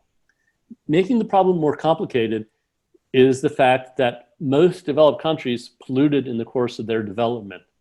So a country like China may argue, well, look, the US and the UK were large polluters when they were developing, and the US still is. Why can't we pollute too until we're developed? There's this notion of historical responsibility, blaming the developed world. There's this notion of sovereignty, saying, well, this is our territory, we can do what we want. There's this idea that, okay, we're willing to be more responsible, but we want your technology at a concessionary price. There are lots of other issues that are involved in this debate, which makes it very much a debate subject to negotiation. What you're seeing on the slide now is the preamble of the WTO agreement. It speaks of sustainable development. It speaks about measures to protect and preserve the environment. Unfortunately, the preamble of the WTO agreement means all things to all people because it also talks about production as well. The original GATT agreement contains what I would call the heart of environmental protection in the WTO agreement. And Patrick has talked about it already when he gave you the introductory course. Most important is going to be Article 20B, measures necessary to protect human, animal, or plant life or health, and Article 20G, relating to the conservation of exhaustible natural resources. If you'll notice, Article 20B uses the word necessary. That was an important limitation in the old days because they defined necessity as the least trade restrictive measure reasonably available. 20G became the de facto environmental exception as a result. A provision that historically was designed to protect natural resources like coal and oil was later applied to protect living resources like fish, and in one case, to protect clean air. And that was, in fact, the first case that the appellate body ever issued a first decision, reformulated gasoline. Over time, the necessity test has been watered down and now means apt to make a material contribution, assuming the matter at issue is vital. So 20B has a lot of life, and everything I said before about TBT and SPS becomes important because those agreements are more specific and will be applied in most cases unless there is an outright import ban. When the EU enacted a regulation to protect seals, they believed that seals should not be slaughtered to the European Parliament to make fur coats. They said, okay, we're going to protect seals. That import ban was deemed not to fall within the TBT agreement or the SPS agreement. It was deemed to fall within the Article 11 or Article 3, I don't remember, of the GATT agreement, and to be justified by Article 20A of the WTO agreement, which is an exception to protect public morality. That's very interesting. If the EU Parliament can issue a regulation to protect public morals, then any international agreement might also be interpreted as protecting public morality. So we can talk about that later in the question and answer. Key points when we talk about the environmental exceptions: non-discrimination. I mentioned that already in my talk about the TBT agreement. The discrimination that the chapeau of Article 20 protects against is arbitrary discrimination and unjustifiable discrimination. These are defined in the case law. Discrimination is arbitrary or unjustifiable in the environmental context if you have not sought to find a cooperative solution. The US lost the shrimp case because they were cooperating with some countries and not other countries, and they were offering flexibility to some countries, not other countries. The flexibility, in fact, involved Pakistan. The shrimp turtle case involved a US ban on imports of shrimp from countries that were not protecting sea turtles. Sea turtles eat shrimp. When you caught shrimp, you caught sea turtles. Sea turtles are all on the endangered species list. Pakistan wasn't killing sea turtles. Their fishing fleet at that time was not well developed. They were fishing for shrimp artisanally. But the US ruled that, or promulgated a regulation saying, if you don't use turtle excluder devices, we're not going to accept your shrimp imports. Pakistan argued, we don't need these devices. We're not killing turtles because we're not using purse seine nets or whatever net it was. And it wasn't purse seine, it was another kind of net. And Pakistan won on that point. So when we look at discrimination, we look at the design, architecture, and revealing structure. Familiar language for you, because that's the same language that the appellate body grafted into Article 2.1 of the TBT agreement. We have a lot of environmental cases, or a lot of cases that have at least some environmental relevance, going back to the GATT days. In the GATT days before the WTO, nobody ever won in an environmental case. The measure was always deemed not to be necessary because there was a least trade restrictive alternative under Article 20 of the general exceptions. In the WTO days, we see a much more sympathetic view of environmental rules, particularly in the tuna decision and in the shrimp case, where environmental rules eventually won. It's very important. So probably the most famous line I ever wrote about trade law is that the WTO is not for or against the environment, it's agnostic. And I think that's still probably true to this day. I've already mentioned reformulated gasoline, that clean air was deemed to be an exhaustible natural resource. That poses the question in my mind about whether the climate is an exhaustible natural resource. I might argue yes on that, but I think that's very important. Arthur, just to take up when you said or somebody said the WTO is agnostic, I would argue that. That was me. Yeah, well, I would argue cases like the gasoline case suggest it's actually very pro-environment, because they could easily have said clean air, that's not an exhaustible natural resource. I mean, I think that to my mind, the WTO is very much in favor of trade, and I think that's a good environmental example. See, I disagree with Patrick on this point, because Brazil and Venezuela, in their infinite wisdom, forgot to appeal that point. So it's only a pronouncement of the panel that said it's an exhaustible natural resource. Okay, good. We don't know what the appellate body would have said back then.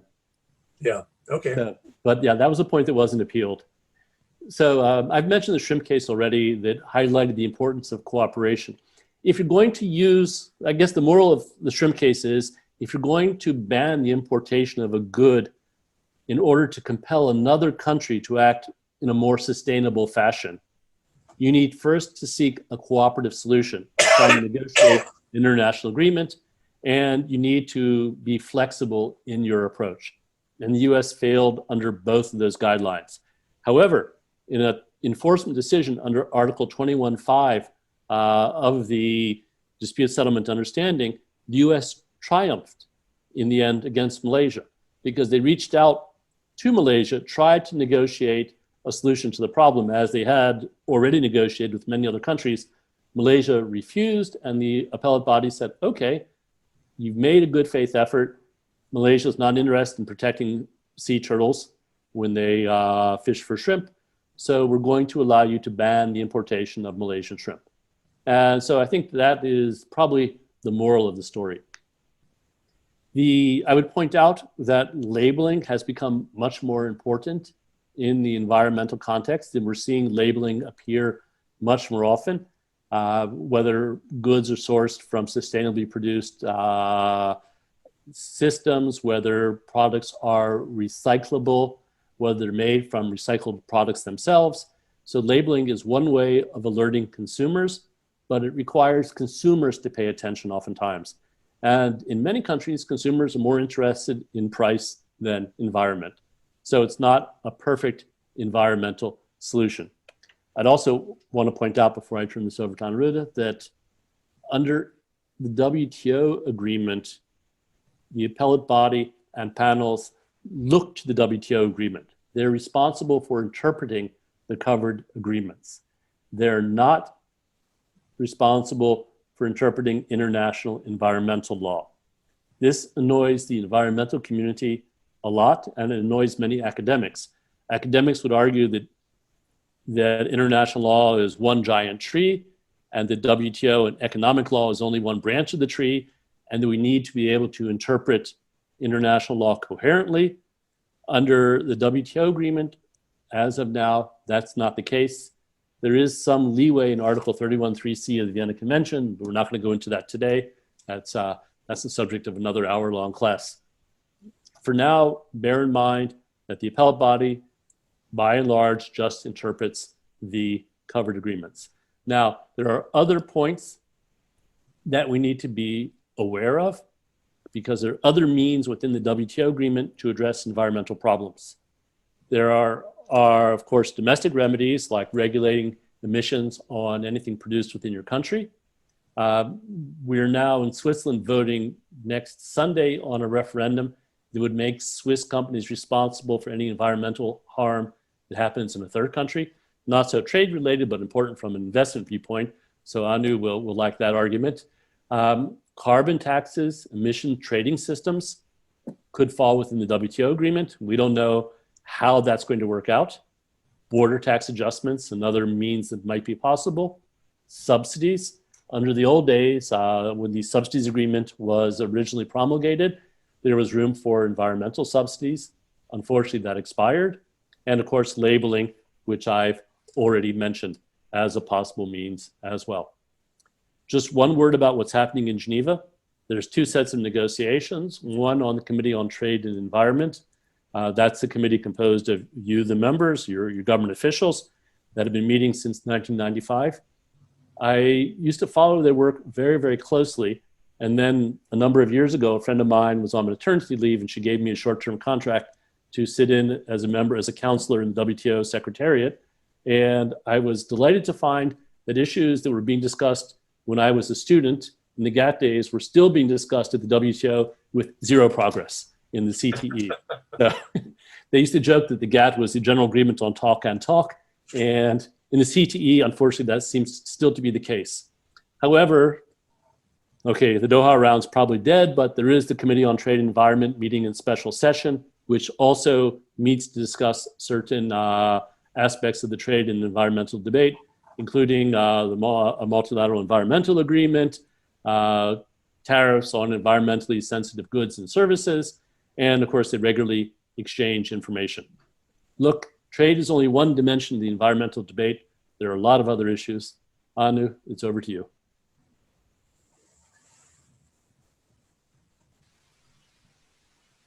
Thanks, Arthur, and good evening, everyone.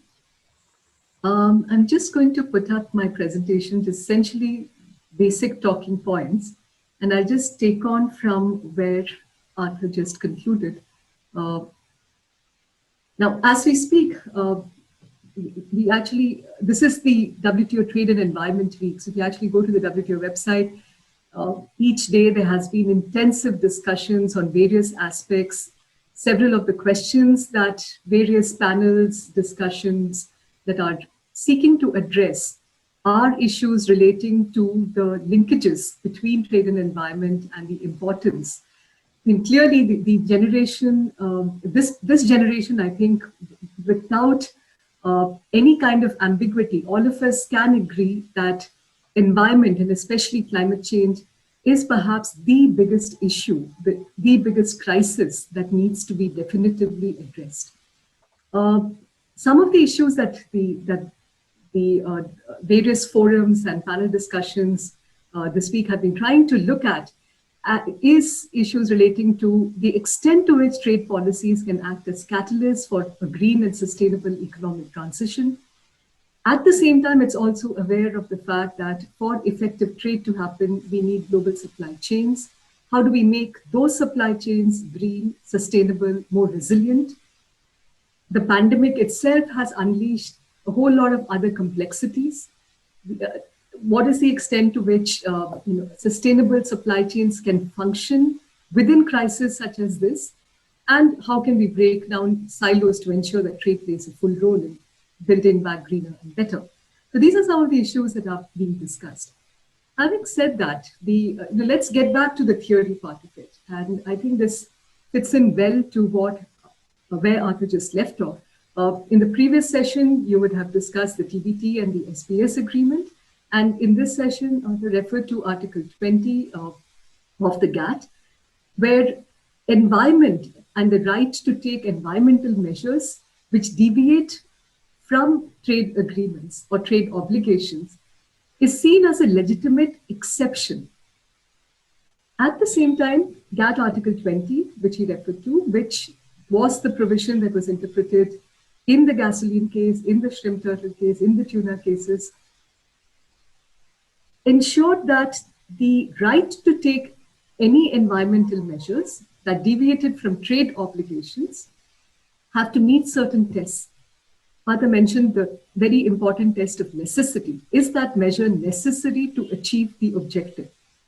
Over and above that, there is the chapeau to Article 20, which essentially lays down the test that any measure that is adopted, any environmental measure that is adopted, shall not constitute a means of arbitrary or unjustifiable discrimination between countries where the same conditions prevail, and that it is not a disguised restriction on international trade. Now that's the approach under the GATT, which is a part of the WTO. In the previous session, you discussed the TBT and the SPS agreement, where environment was no longer merely an exception, it was a right. And there were certain circumstances within which that right could be exercised. So under the TBT agreement, for example, technical regulations to address environmental issues, so technical regulations that have environmental objectives, labeling, standard setting, etc., is recognized as a legitimate policy objective for which technical regulations can be enacted. But the members' flexibility to enact such regulations is limited by a very important check. And what is that check? That the technical regulation is not prepared, adopted, or applied with a view to or with the effect of creating an unnecessary obstacle to trade. Again, the language, the concept is synonymous or it's kind of derived from what Article 20 was talking about. But at the same time, here we are structuring the environmental obligation to create a technical regulation as a right, which is subject to this little check. Under the SPS agreement, similarly, there is the right to take SPS measures which have environmental objectives, that is protection of plant, animal, human life and health. And the right to enact such measures for environmental purposes is subject again to the various tests that the SPS agreement lays out, which pertain to the fact that there has to be a risk assessment, what are the principles of ensuring risk assessment, the importance of scientific evidence that can feed into the risk assessment, at what point of time can a precautionary approach be taken when science doesn't give us all the answers, and most importantly, the requirement that any action that is taken is non-discriminatory and that it is imbued with the principle of transparency. So overall, I think just to add on to the fact, WTO certainly is not an environment agreement, but at the same time, it recognizes environment as a centerpiece with regard to the manner in which countries can adopt environmental regulations provided certain conditions are met. Way back in 1997, there was a debate on this issue. This has been debated, as Arthur said, from the time, from the GATT days itself. And there was a very important Secretariat paper in 1997 which said that trade instruments are not the first best policy for addressing environmental problems. The context, to give you very briefly, was the issue of whether environment needs to evolve beyond Article 20, beyond the way in which the TBT and the SPS agreements were currently addressing it within the WTO, and whether WTO needs to look at environment from a more enforcement and implementation perspective. And in analyzing that, the Secretariat came up with the assessment that using trade as an instrument for addressing an environmental problem is perhaps not the best way to go ahead. Several economists have argued that free trade, ultimately, eventually, the goal of any free trade is to lead to enhancement of economic growth, which essentially translates to better income levels, which will eventually lead to investment in higher environmental standards. Jagdish Bhagwati is one of the economists who supports this view, and he has actually said that trade should not be used as a tool to impose environmental standards because the welfare implications of free trade are independent of environmental standards. Having said that, right from the 80s and the 90s, this has been an extremely contentious debate because the other side of the coin, the proponents for a more active approach between and a more active linkage between trade and environment, believe that trade agreements cannot remain neutral or environment agnostic in that sense, and that they need to take a far more proactive role to address it. Others already referred to a little bit of frustration that several activists feel when the WTO has taken a little bit more of a restrained approach. The overall theory for the proponents is somewhat contrary to what you see up in the slide. The overall theory is the view that the moment there are lax environmental standards, industry and businesses are going to rush towards it, which is going to lead to nosediving of those environmental standards even more. So this is broadly what is called a pollution haven hypothesis. Having said that, there really hasn't been any kind of a definitive study which has been able to establish this issue. In fact, in most literature, the analysis is somewhat inconclusive, and ambiguous in terms of whether the pollution haven hypothesis is something that actually has been validated, or is it something which is an overblown fear? And whether at all trade agreements can succeed in achieving an environmental objective, even if we were to buy into that idea.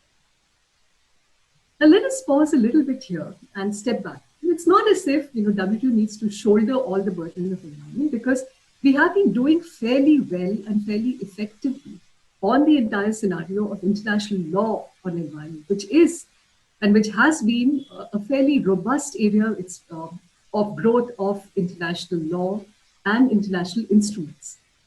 Way back in 1972, one of the key historic developments was the Stockholm Convention on Environment. It was a United Nations conference where the Stockholm Declaration and Action Plan for Human Environment, as well as multiple other resolutions, were adopted. The UNEP, that is the United Nations Environment Program, was established around this time as a consequence of the discussion. For all you lawyers and law students from India, you may have already read, and as far as I remember, the preamble to the Air Act and the Water Act that we have in India makes some kind of a reference, or at least a statement of objects and reasons for both those laws, make reference to the fact that, reference to the Stockholm Declaration. So to that extent, there has been a feeding in of an actual movement in terms of domestic law and policy, which was actually inspired and was contributed to by an international development.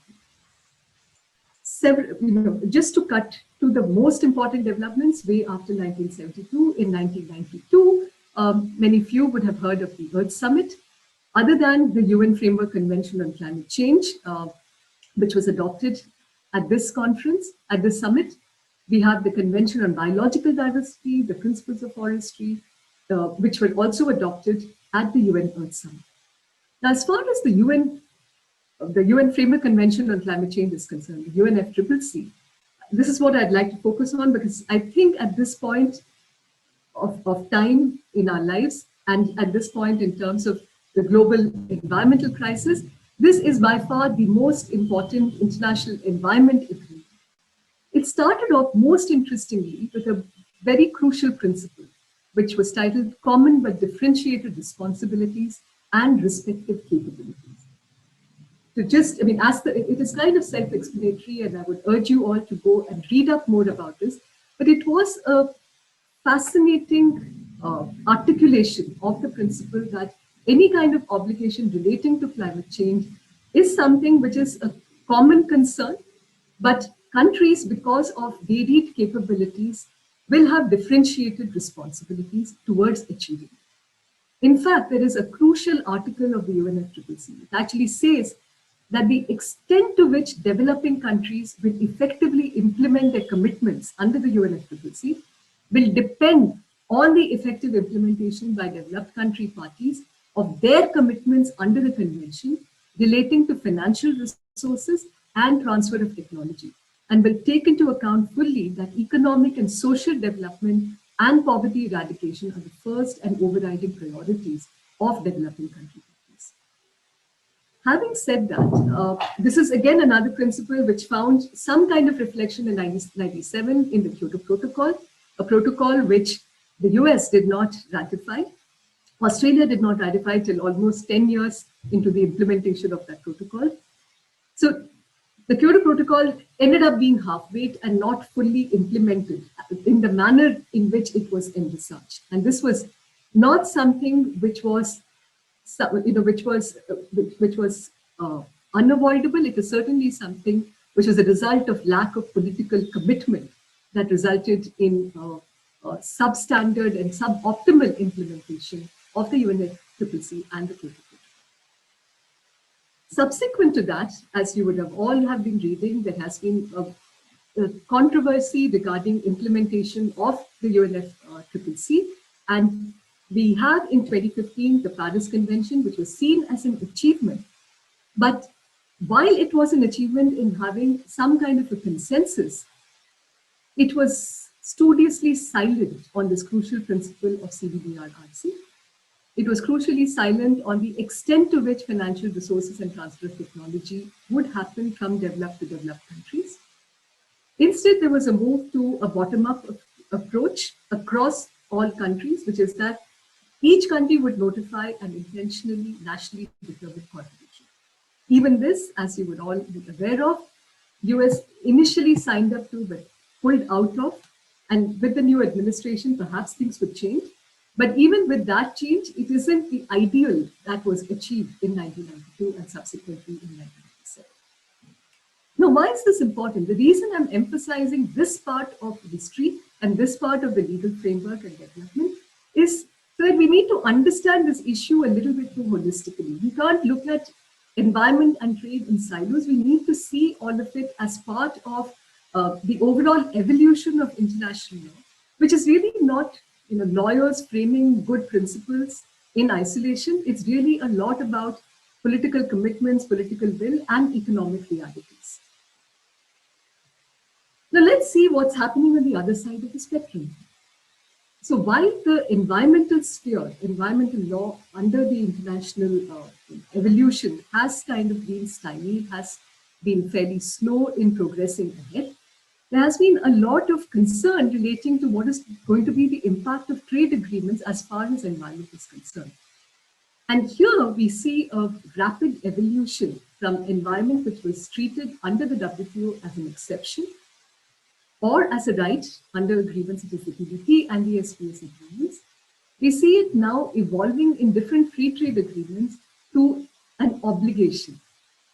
So we have environment as an obligation, which was initially we find the roots of it in the NAFTA, and then other FTAs, which includes the new avatar of the NAFTA, which is the USMCA, the CPTPP, as well as many other agreements which have been entered into by Canada, EU, and to a lesser extent by Australia and New Zealand, which emphasize an environment as an obligation, whose enforcement can be achieved through the trade agreement itself.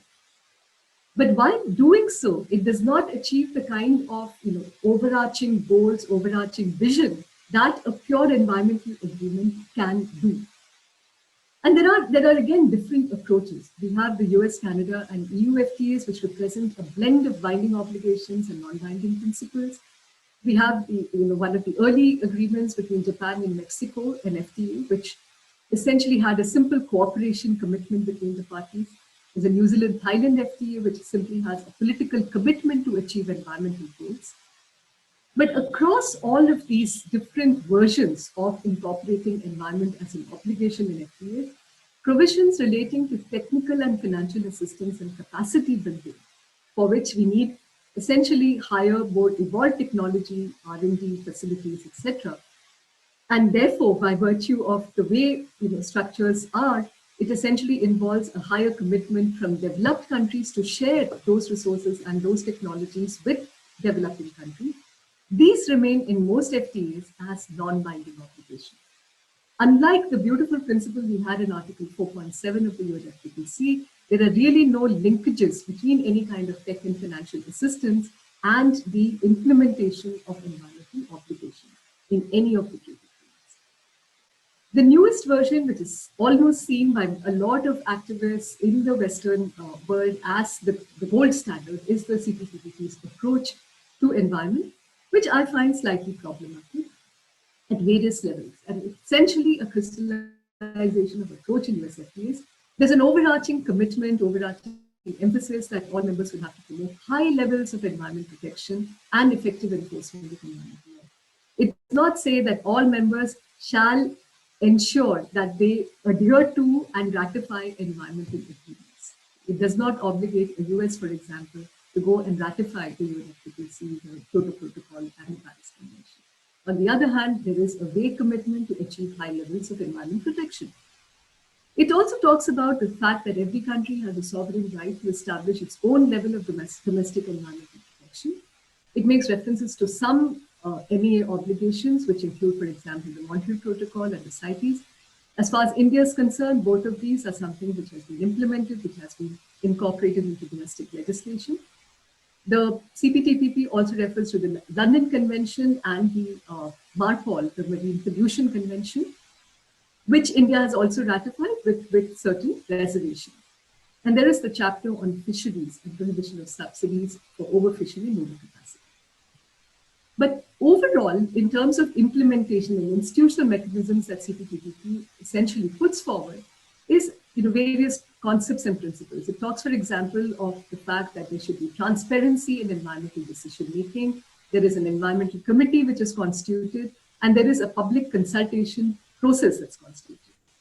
Now, as a result of the public consultation process, what it actually does is that any party to the CPTPP will have the ability to intervene and provide public inputs into domestic lawmaking. And each party, while enacting a domestic law, is obligated to respond in a timely manner to any submissions that come. And the focus of the interventions of any kind of public inputs is in relation to the extent to which the CPP environmental chapter is going to be implemented in the process of the domestic law. Now, why is this problematic? This really is an issue of, I would say, which actually takes the role of a trade agreement to a different level altogether, which really takes the role of the trade agreement to an influence and interference in domestic law and policy making, without any commensurate obligation in relating to what those environmental objectives are and how they need to be achieved. But most importantly, the fallout of the CPTPP approach, which is the extreme approach, as I said, the other FTAs, especially the EU FTAs, which focus more on the concept of sustainable development and have a slightly more facilitative and cooperative approach to achieving environmental goals. CPTPP, on the other hand, uses the stick method, which is to say that if you do not adhere to, if a violation is found with the environmental chapter, ultimately there can be a dispute settlement and the use of trade sanctions to implement that. Arthur, for example, referred to the issue of how US eventually won the shrimp turtle case because they managed to convince the appellate body that they had made reasonable efforts to negotiate an agreement with Malaysia. India was incidentally also a party to that dispute. So all that US had to say was, I offered an olive branch, I tried to negotiate an agreement, but I did not succeed. And the appellate body said, so long as you've made an effort, it's good going, fair enough, you have the ability to implement your ban on shrimps, as if it's going to resolve all the issues. Did it resolve the issue of the manner in which Pakistan, Malaysia, India, Thailand, which were the parties to the dispute, would manage to control the very severe and very deep concern and impact on turtles? The turtle excluded devices were those nets which had to be implemented, which had to be put in place to ensure that turtles don't get inadvertently caught at the time that shrimp fishing is done. Is it something which would happen automatically merely because US has decided to stop importing the shrimps from these target countries? No.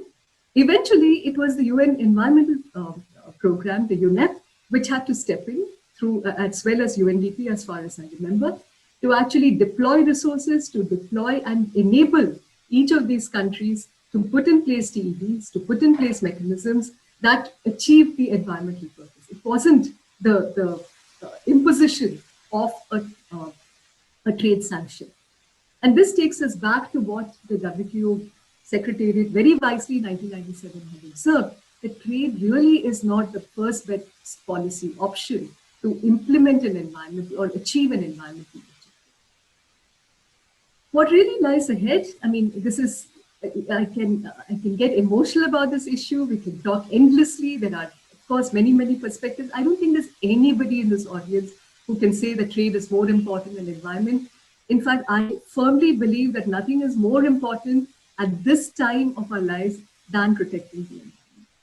But in terms of achieving it, and in terms of the fact that trade agreements are getting more and more complex, and there is going to be increased pressure on acknowledging the evolution of environmental provisions in trade agreements, what I would like to leave you, this young audience of lawyers and law students, is the fact that we need really innovative approaches. What is it? I don't have quick fix solutions, but really needs a lot of thinking in terms of how do we protect our economic goals and economic sovereignty, at the same time protect our environment and ensure that we do not become that all of this doesn't really become the casualty of the trade agreement.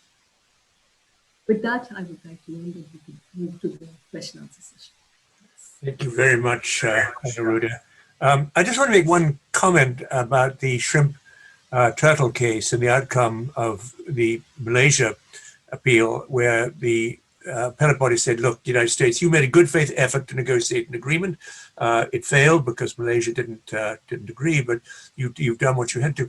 This, to my mind, goes back to the origins of the GATT, which we talked about. It was a diplomatic agreement. It was an agreement between diplomats, and diplomats don't like fighting. They like to work things out. And interestingly, we'll discuss this on Monday, the purpose, as stated in the dispute settlement rules, is not a win or a loss, it's a mutually agreeable solution. So the whole idea is to emphasize, negotiate, try to work something out. And it seems to me the Malaysia example is a good example of that as well. Anyway, that's... Yeah. But there was a lot of politics involved in the Malaysia angle. I mean, you either protect the sea turtles or you don't. You're either willing to agree to protect them or not. The US also was willing to provide assistance and provided assistance to many countries in the world to protect. But I think Malaysia was more interested in fighting against the unilateral application of US trade sanctions. Yeah, and I think the genesis was really the Central American Agreement, which US had entered into with a few countries. And the overall objective was the fact that, should you have similar agreements? And yes, I agree, the fact that you've made a good faith approach, but at what point of time, what are the standards in which to test the extent of that good faith, even when the agreement did not succeed? That's something which is worth considering. This is an a little, afterthought that I'd like to leave with is that eventually, we all put in place TEDs and the shrimp, the exports resumed again.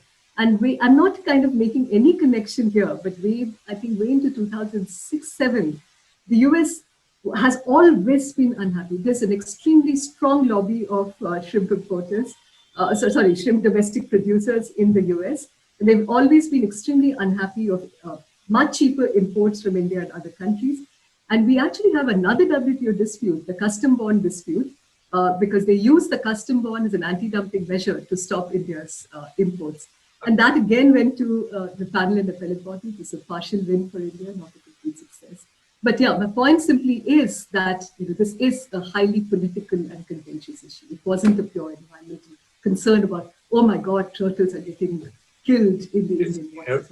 I always tell my students to follow the money, because behind even the environmental disputes, they're usually producers. Well, we'll again discuss this next week, but it's really interesting. As I was preparing for this, I realized India's brought some very, very important cases in the WTO. Zeroing, the biggest single issue in subject to more disputes than anything else. India started it by bringing the case on bed linen. And it's really interesting how innovative India has been. Shrimp turtle being another example. Patrick, if you allow me, and if all the panelists allow me, can I say a few things, because this is very interesting to me, both the topics, trade and environment. So with all your permissions, can I proceed? Please do, but your microphone's breaking up a little bit, so speak very, very clearly into the mic, Manoj. Just a second. Is it clear now? I think it's better. Better. Yes. Great. Like while talking about trade and environment both, we have to understand, like in today's world, climate change is the biggest market failure in the entire human history. And the reasons, and the main reason is industrialization or the industrial eras, followed by trade. But at the same time, they are very important for the economic development of all nations. One principle that ANURADHA has mentioned, and thanks to her, which is very favorite to me, that is CBDRRC, the common but differentiated responsibilities and respective capabilities. And I've been researching on it, and one of my research has been published by World Bank in partnership with Government of Italy, Government of Germany, and following on that, I'm doing a detailed research again with UNFCCC, Greenpeace, and the World Bank to understand and focus on how there should be a balance to be created between economic growth and climate action at the same time.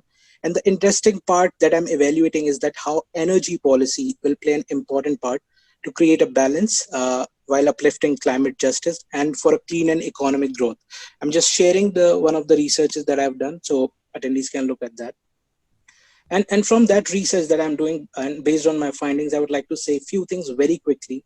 And few things are like something for liberalized trade and something against liberalized trade in the context of sustainable development, and why the debate is so complicated and compelling. So, I mean, we have to understand that over the last decade, the influence of trade institutions on the global economy has steadily increased. And at this point, it's very important and imperative to understand whether the regional and international trade system supports sustainable development, and if not, how their role should evolve to do so, which both Arthur and Anuradha talked about. I mean, according to me, international trade, it's very evident that international trade has fueled much of the economic growth in the developed world during this century, particularly following the implementation of global financial and trade reforms after the World War II. And more recently, trade advocates like me and you all have argued that liberalized trade, while reducing the trade barriers, promotes sustainable development. And the interesting part is to see the arguments that are supporting this claim, and which I have categorized into four. The first one is trade liberalization enhances geopolitical stability by binding nations together and reducing the chance of armed conflict. Secondly, trade promotes efficient use of the world's scarce resources and allows more to be produced from the less. Third is trade promotes wealth maximization and poverty alleviation through economic growth, which we all know, and governments always make this argument. And the fourth one is trade enhances communication and sharing of knowledge and technologies. Everything is good. All the four arguments are very well acceptable. And I think while increased trade may promote efficient use of scarce resources and create wealth, the relationship between increased per capita income and improved environmental conditions is very complicated. And there seems to be a strong correlation for some environmental harms, such as like traditional air pollutants, and weak or even inverse correlation for other harms, such as hazardous waste or greenhouse gases. So at this one point, it seems very important, and on the second point, it seems like it's hazardous, and which is again evident. So, moreover, I mean, while per capita wealth may be increasing, the distribution of the wealth may not be equitable. And according to the environmental law in me, it's not equitable. Free trade advocates often claim that a rising tide will lift all the boats. Some critics have observed, however, that the yachts seem to rise a lot faster than leaky rowboats. And indeed, in countries with a powerful and small elite class, the benefits of trade may flow to the very few. The gap between the richest and poorest nations has been increasing, not decreasing. So this was in the favor of free trade and liberalized trade, while moving to the arguments against liberalized trade. And I will take just 1 minute. As to some people, free trade is a paramount value in international relations. To others, it's a great threat against competing and equally important values. I mean, despite the wealth maximizing effect of free trade and comparative advantage, a number of arguments suggest that unconstrained trade liberalization without appropriate safeguards will not maximize human welfare or either promote sustainable development. Increased trade, as many fear, will result in increasingly unsustainable development, accelerating the exhaustion of natural resources and risking livelihoods for millions of workers in industries that are no longer competitive. A further criticism of traditional trade theory is that it defines what is desirable in purely economic terms, and the human well-being is dependent on more than monetary. After basic physical needs we have been met, our well-being is affected by a relationship of kinship and whatnot. So these are the arguments that I have. And lastly, to conclude my remarks, I briefly outlined three traditional concerns about unconstrained international trade. I'm focusing on these three words: unconstrained international trade, which says that I'm not against international trade, that its effect on the pursuit of social and environmental goals, its impact on environmental regulation, and its relationship to national sovereignty and defense. And the three points are environmentally destructive growth, though it's a growth, but environmentally destructive. threats to domestic social preferences, and pressure for lower environmental standards.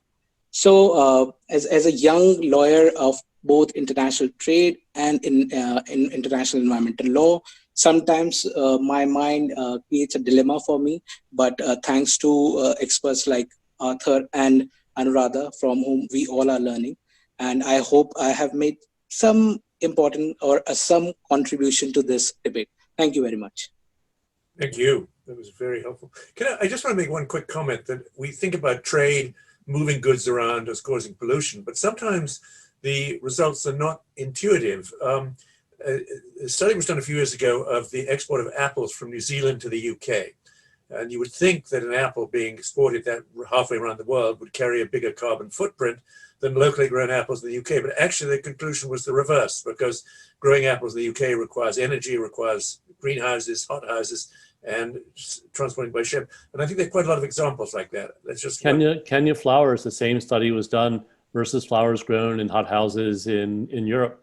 And they found that it was about the same. I think this debate, okay, it's a bit off subject, but we need to be very careful. And I think the contribution is very valuable because it opens the door. But we need to realize that these problems are not at the root trade problems. What trade has done is bring hundreds of millions of people out of poverty, particularly in Southeast and East Asia.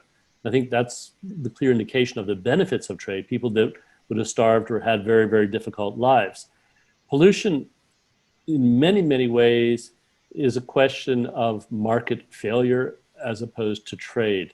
Governments' failure to regulate, countries' failures to negotiate sound international protections for environment. I just think we need to be very, very careful in this area. Yes, a person wants to have a roof over their house and something to eat and to develop first. When they reach a certain level of wealth, environment is no longer a luxury, it becomes a demand. And that's why I think we're starting to see more attention being paid throughout the world on environmental problems. Questions like global warming become an existential threat to many, many countries and to many ways of life. So I don't want to give this a broad brush, and I don't want everyone to think that I'm siding on one side of the debate or the other. I think Manoush is right. These questions are difficult questions. They require weighing and balancing, just like the question of differentiated responsibility. Exactly. Arthur, just to make a following comment on what you said, and I totally agree that these are not primarily international trade problems. These are the problems of, I would say, responsibilities and capabilities. And that's why CBDR, RC, and climate justice concepts are very much important to be evaluated from 1992 when they came into existence. Now the picture has been changed, both like, if we talk about BRICS countries, we can't see them as developing countries when it comes to climate change. And also we have to see the developed countries and to what extent they want to grow and to what extent they want to help out the developing countries and let them use the carbon space which is remaining. And obviously poverty alleviation is very important for Asia and Africa. So very, very important subjects. And this vertical between trade and environment, or economics and environment, has raised a lot of questions. So intriguing debate, I would say. Yeah, very intriguing. Bob, do we have some questions?